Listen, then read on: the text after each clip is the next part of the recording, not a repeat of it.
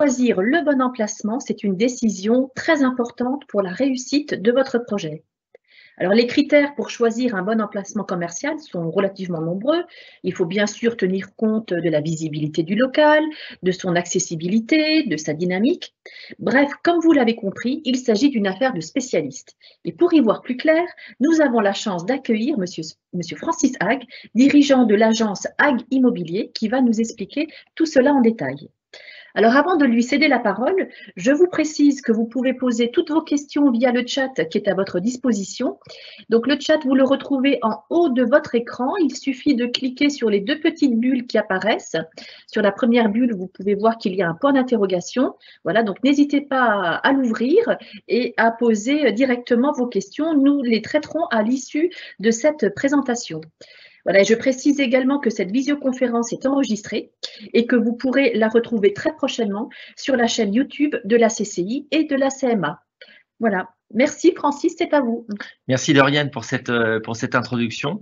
Alors effectivement, vous venez déjà de résumer l'élément essentiel, l'emplacement commercial, qui est véritablement un paramètre qui va conditionner la réussite ou parfois l'échec du projet, ou du moins le fait que le projet n'atteigne pas ses objectifs dans les mois ou dans les années qui suivent la création. Alors effectivement, à l'heure du numérique, à l'heure du commerce digital, on peut se poser parfois encore la question de la pertinence ou non du bon emplacement commercial.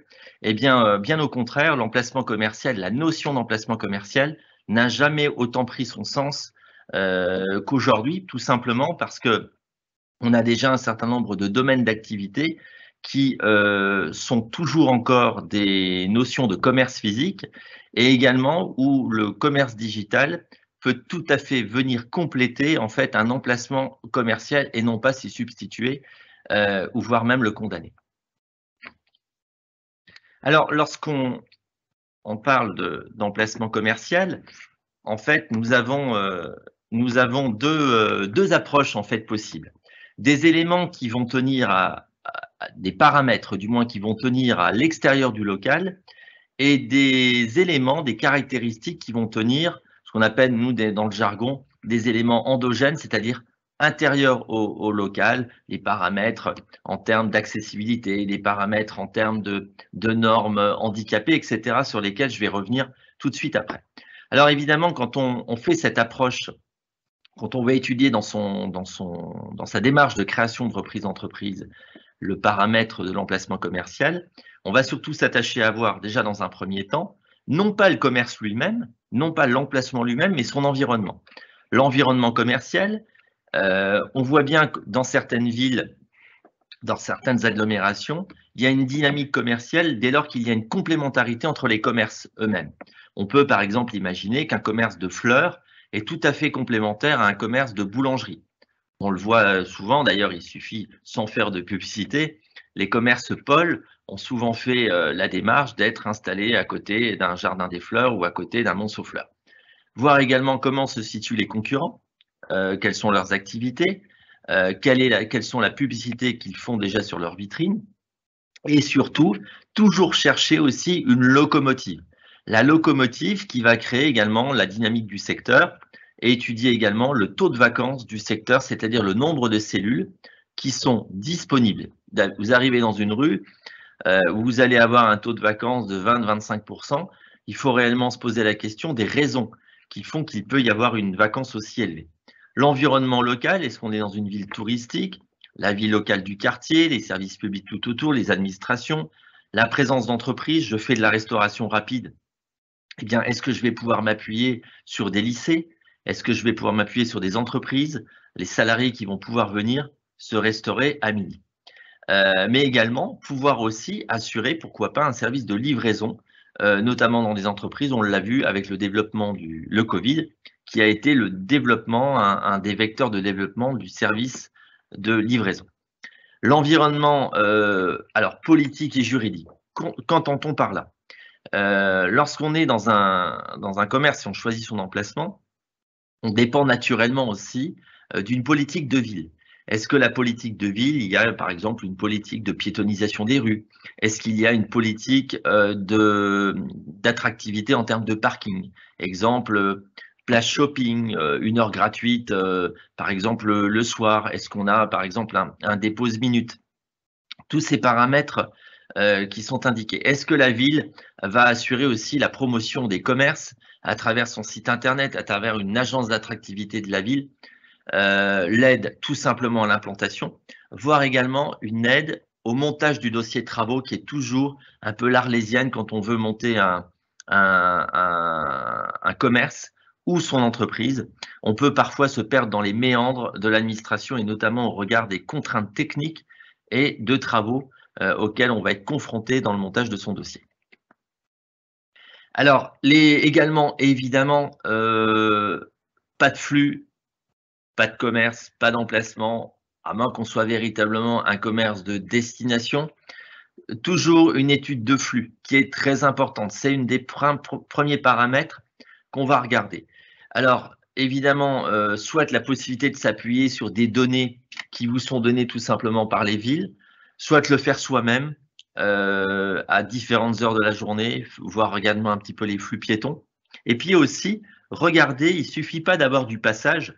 Je prends toujours l'exemple de certaines zones. J'en ai encore eu l'exemple il y a quelques jours où un porteur de projet s'est un petit peu cassé la figure parce qu'il avait du flux de voitures, 20 000 véhicules jour, mais malheureusement, ces voitures n'accédaient pas au commerce et il ne parvenait pas à capter une partie de cette clientèle. Donc, toujours à la fois du flux, soit du flux piéton, soit du flux voiture. Et s'il y a du flux voiture, évidemment, est-ce qu'on va réussir à capter ces voitures qui vont pouvoir, par du parking, etc., venir? Évidemment, sur l'extérieur du local, est-ce que mon local est visible? Regardez les longueurs de vitrine. Il vaut mieux évidemment une vitrine d'au moins 5 mètres linéaires de vitrine. Un angle de rue, c'est l'idéal, que d'avoir un local qui soit tout en profondeur. Regardez également la devanture. Là, c'est là qu'on va se retrouver confronté aussi aux problématiques d'architectes des bâtiments de France. Quand on est dans des secteurs protégés, notamment c'est le cas de Metz, Thionville ou Nancy. Et quelles sont les facilités d'accès? Y a-t-il du parking à proximité, d'un plateau piétonnier, les transports en commun qui vont permettre également de venir directement au commerce? Alors ensuite, on s'attache à voir, une fois qu'on a eu toutes ces données-là, on va regarder évidemment les éléments qui sont, vous avez donc trouvé votre local, on va regarder également les éléments qui sont internes au local, c'est-à-dire ce qu'on appelle les caractéristiques endogènes du local qui sont propres au local lui-même. Mais n'oubliez pas que vous devez valider d'abord, avant même le local, vous devez valider d'abord les éléments externes. Pas de bon local s'il y a un mauvais environnement. Donc, en ce qui concerne le local, ben, évidemment, c'est toujours avoir un local qui soit adapté à son activité. J'ai par exemple demain une enseigne de chaussures, je veux installer un magasin de cycles. Eh bien, est-ce que je vais pouvoir tout simplement faire une surface commerciale en tant que telle et également une réserve qui va me permettre d'avoir un atelier au fond du local? La forme du local, est-ce qu'il vaut mieux plutôt un rectangle ou un carré ou avoir quelque chose qui soit beaucoup plus en profondeur? Et surtout, la possibilité d'un aménagement de surface. Si j'ai des escaliers, si j'ai des différences de niveau, c'est toujours beaucoup plus compliqué. Le linéaire de vitrine, évidemment, qui est un élément essentiel. Et surtout, est-ce que je vais avoir un intérieur de local qui va être compatible avec mon activité, qui va être compatible avec le futur aménagement?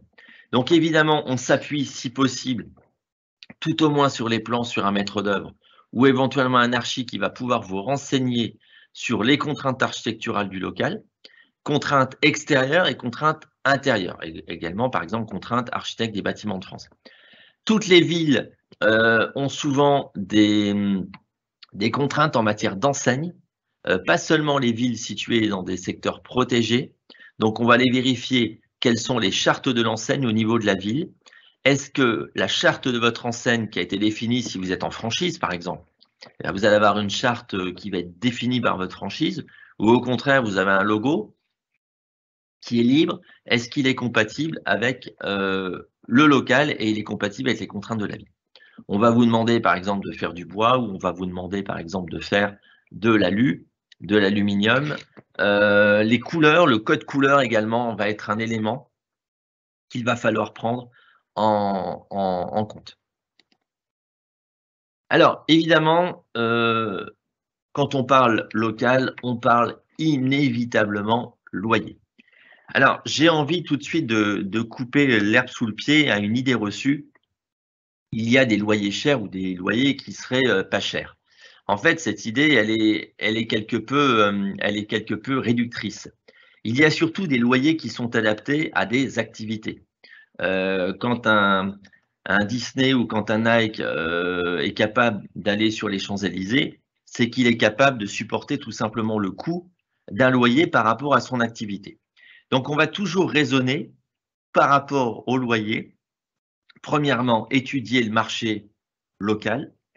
On va raisonner ce qu'on appelle, nous, dans le jargon, en surface pondérée, c'est-à-dire que c'est la surface utile que vous allez proprement utiliser, et on va pondérer le local par rapport à des critères pour obtenir en fait une valeur locative. Donc, regardez bien la valeur locative moyenne du secteur, et ensuite, regardez le ratio possible que peut supporter votre activité chiffre d'affaires loyer. Par exemple, dans la restauration rapide, on est sur des ratios qui vont avoisiner environ les 8%.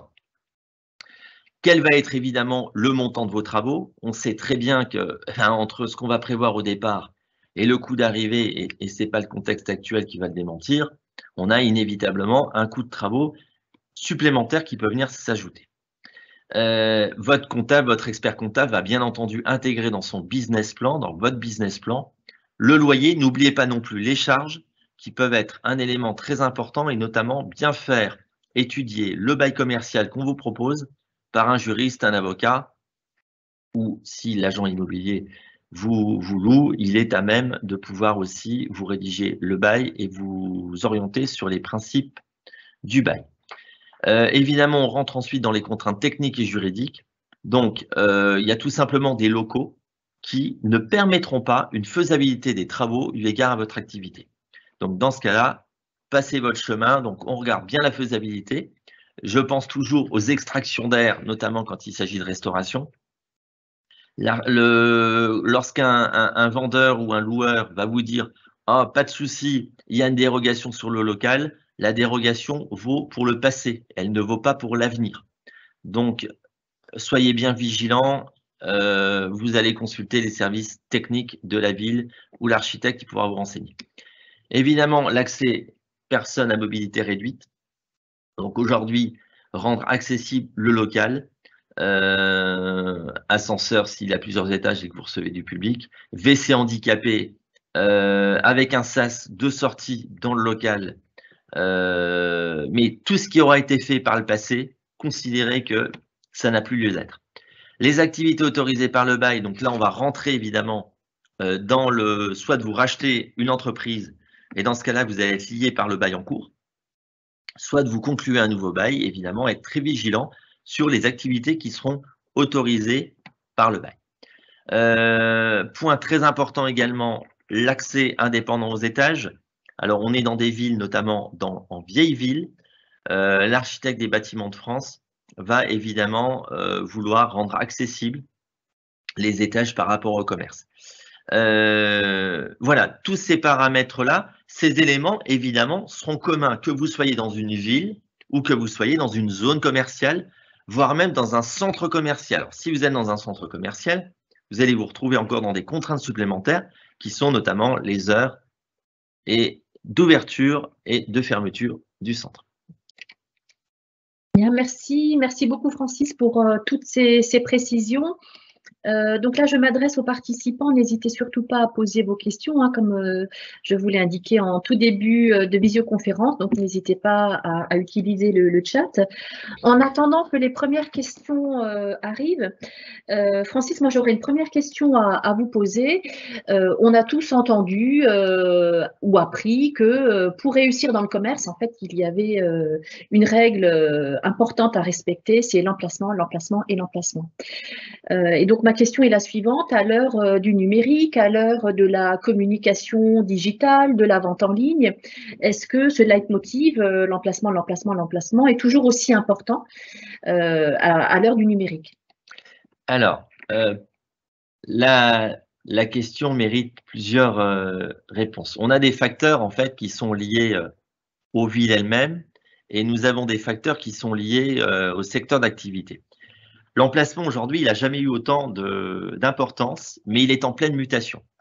Il est en pleine mutation. Effectivement, il y a une donnée qui est incontestable, c'est que le numérique aujourd'hui, la vente en ligne, prend une part de plus en plus prépondérante. On achète des voyages en ligne, on achète des vêtements en ligne, on achète des chaussures, on achète de l'outillage, etc.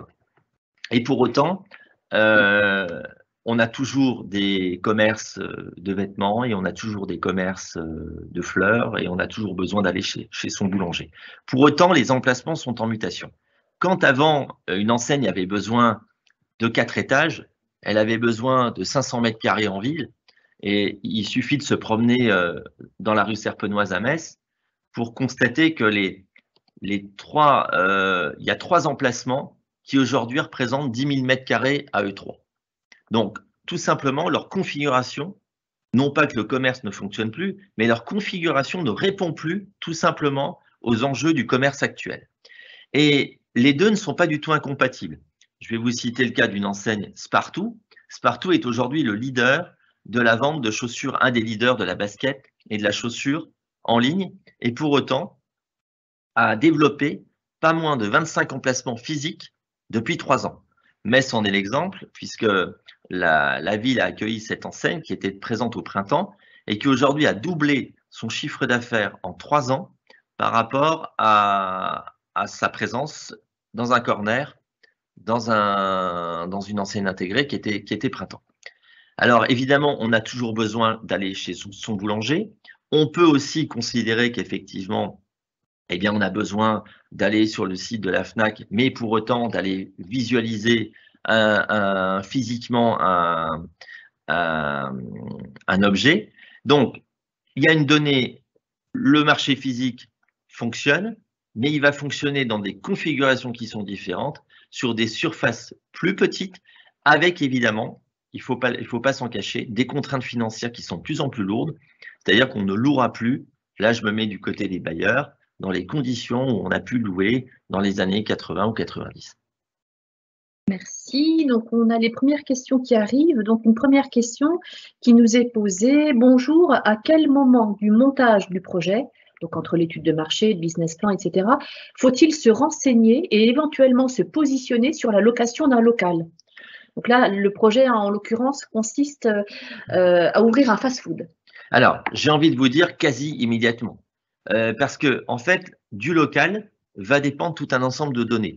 Vous allez, à partir du moment où vous allez trouver votre local, c'est ce local-là qui va permettre la configuration et l'élaboration du plan d'affaires.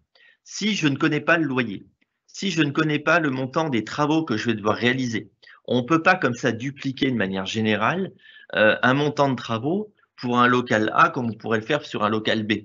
Si par exemple j'arrive dans un local, vous voulez faire du fast-food, vous avez de l'accueil du public et vous avez déjà un WC PMR handicapé, eh ben c'est 15 000 € d'économie que vous allez faire.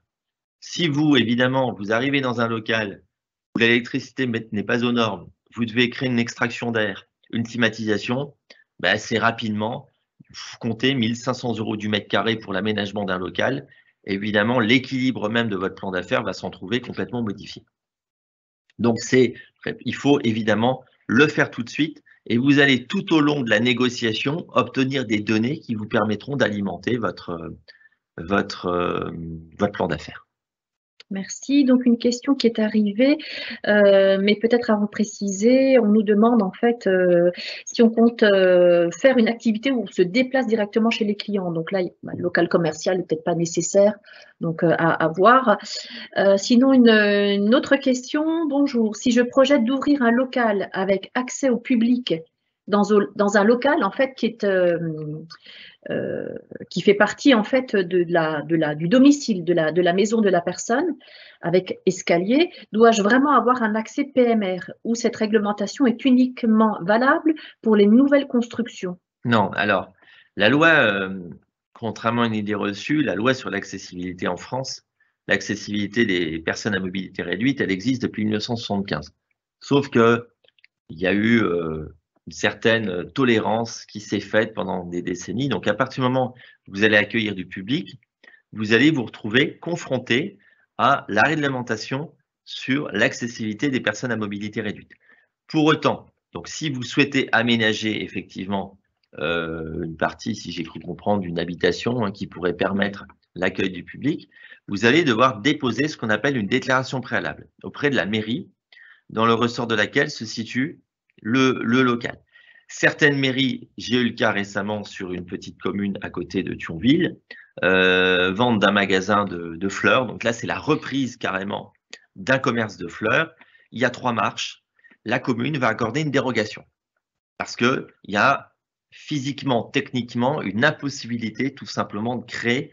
Mais il ne faut pas considérer que, comme je vous l'ai dit, je crois tout à l'heure, qu'il y a systématiquement une dérogation de principe qui est accordée, qu'il ait pu y avoir une dérogation par le passé et que cette dérogation, elle va forcément être pérenne et qu'elle va valoir pour le repreneur. Tout ça sont des éléments qui ne tiennent pas. Donc, renseignez-vous auprès de la commune dans laquelle, alors souvent, vous avez un service juridique ou d'urbanisme qui est intégré dans la communauté de communes, la communauté d'agglomération de la commune. Très bien, merci. Merci beaucoup. Merci Francis pour toutes ces explications. C'est vrai que le sujet est très, très vaste. Il y aurait encore beaucoup à dire. En tout cas, merci beaucoup pour cette intervention. Donc, nous arrivons au terme de cette visioconférence.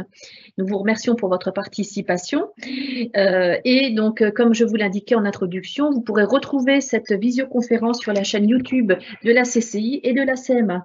Alors, n'oubliez pas que le Salon Go n'est pas terminé, puisque, en fait, vous avez encore des visioconférences qui se déroulent aujourd'hui, demain et surtout vendredi. Le salon a lieu en présentiel, donc ce vendredi 25 novembre, de 9 h à 17 h, dans les locaux de la Chambre des métiers de l'artisanat à Metz. Et donc, il n'est pas trop tard pour vous inscrire sur le site du salon, salon-go.fr. Voilà, donc n'hésitez pas à venir nous rencontrer à cette occasion et il nous reste à vous souhaiter une excellente continuité dans votre projet. Merci à tous. Au revoir à tous.